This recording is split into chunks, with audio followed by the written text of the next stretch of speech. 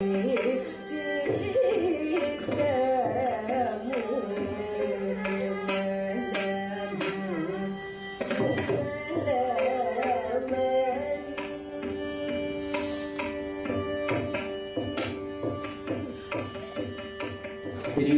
சின்ன காஞ்சிபுரத்தில் இருந்தா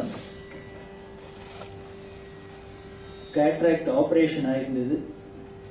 அதனால கண்ணுல அந்த காலத்துல பண்ணின ஆபரேஷன் அதுக்கு பேண்டேஜ் எல்லாம் போட்டு வச்சிருக்கா. அப்போ ராவணவதி அண்ணா போனிருந்தார். போறதுக்கு முன்னால யாரோ ஒரு அம்மா தரிசனத்துக்கு வந்த அம்மா பாடுறா பெரியவாள்கிட்ட. அந்த அம்மா பார்க்க பாடினா, பாடிட்டு அந்த போயிட்டா. உடனே பெரியவா கணபதி கிட்ட சொல்றான், பாரு இவளுக்கு கூட என்ன பார்த்தா பரியாசமா இருக்கு, அவனும் கிண்டல் பண்ணிட்டு போறான். இவருக்கு புரியல, என்ன பாவம் அந்த அம்மா பக்தியோட பாடி இருக்கா, என்ன கிண்டல் பண்றான் அப்படின்னு. பாரு இவர் சொன்ன, இல்லையே அவ பாட்டுன்னா பாடினாளா, இல்லையே எனக்கு கண்ணு தெரியலையா, பொட்டையா இருக்கேனா, அதனால குருடே குருடேன்னு 10 தடவை சொல்லிட்டு போறாங்க.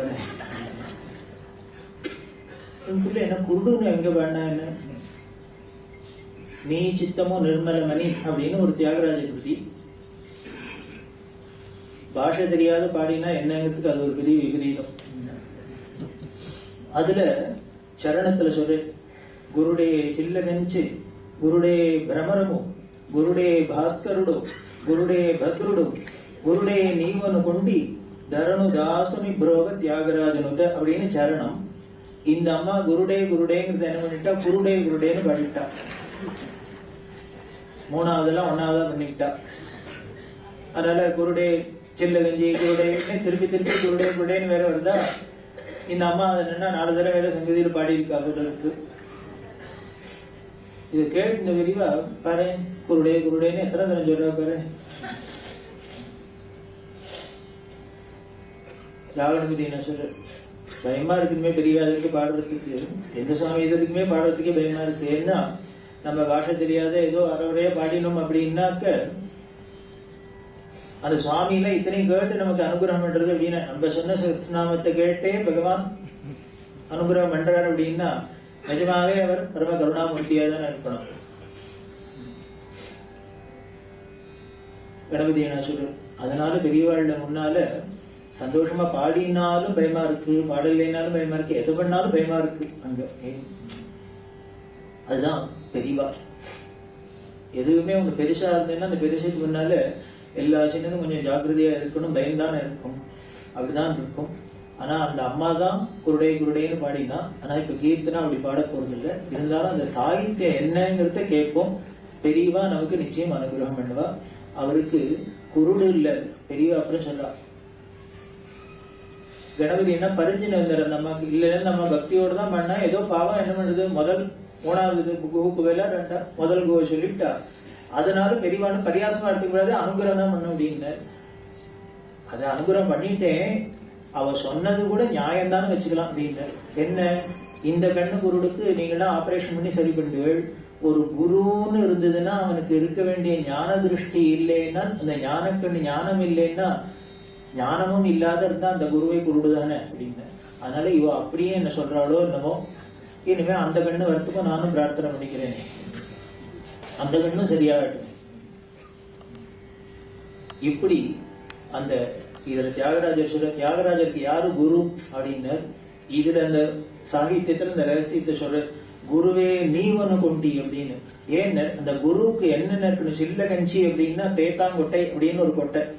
அது என்ன பண்ணும், ஒரே சேரும் ஜெகதியமா இருக்கிற தண்ணியில அந்த தேத்தாங்கொட்டையை போட்டு வச்சா தெளிஞ்சிடும், இந்த சேரெல்லாம் எடுத்துடும், தெளிய வச்சிடும். குருவே பிரமரமும், பிரமரம்னா வண்டு, அது தேன் வண்டு என்ன பண்ணும், புழுவா இருக்கிறத கொட்டி கொட்டி அதை வண்டா பண்ணி தேன் வண்டா ஆக்கிவிடும். குருடே பாஸ்கருடும் அப்படின்னா சூரியனாலே என்னன்னு தெரியும், அஜ்ஞானம்ங்கிற இருளை போக்குறது, வெளிச்சத்தை கொடுக்கறது, பிரகாசத்தை கொடுக்கறது. குருடே பத்ருடும் அப்படின்னா குருவே நமக்கு நல்லது செய்யக்கூடிய, அத்தனையும் செய்யக்கூடிய இருப்பிடம்.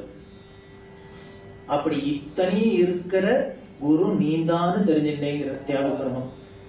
அந்த குரு நீவனும் குட்டி அப்படின்னா, அப்படி இத்தனையும் விஷயமும் இருக்கிற அந்த குரு நீந்தான்னு உன்னை நினைச்சுட்டு நான் இருக்கேன்ப்பா, அப்பேற்பட்ட என்ன காப்பாத்து அப்படின்னு சொல்ற. அதுல சொல்ற, நீ சித்தமும் நிர்மலமும் நிശ്ചலமணி நின்னே நம்பினான். உன்னோட சித்தம் உன்னோட ஹிருதயம் எப்படி இருக்குன்னு அப்படியே அழுக்கு இல்லாத நிர்மலமா இருக்கு, நிശ്ചலமா ஆடாத அசங்காத இருக்கு. அனுபல்லவியில சொல்ற, என்னோட மனசு எப்படி தெரியுமா இருக்கு, நேர ஆப்போசிட்டா இருக்குப்பா அப்படிங்கிற. நான் சித்தமும் வஞ்சன சஞ்சலமணி நான் விடநாடபுர.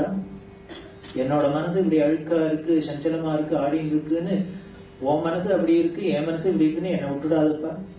ஏன் அப்படின்னு, நீ தான் குருன்னு நம்பிட்டு இருக்கேன், என்னை காப்பாத்து அப்படின்னு ஐயர்வாள் பிரார்த்தனை பண்றது. அந்த பிரார்த்தனையை நாமளும் பெரியவாள்கிட்ட பிரார்த்தனை பண்ணோம். பெரியவாளோட அவளோட நிர்மலமான அவளோட அந்த தபஸ் என்ன, நம்மளோட பக்தி எந்த மாத்திரம், நம்மளையும் அவ சிஷ்யனா ஏத்துன்னு அனுகிரகம் பண்ணணுங்கிறத ஐயர்வாள் பிரார்த்தனை பண்ற. அப்படி நாமளும் பண்ணுவோம்.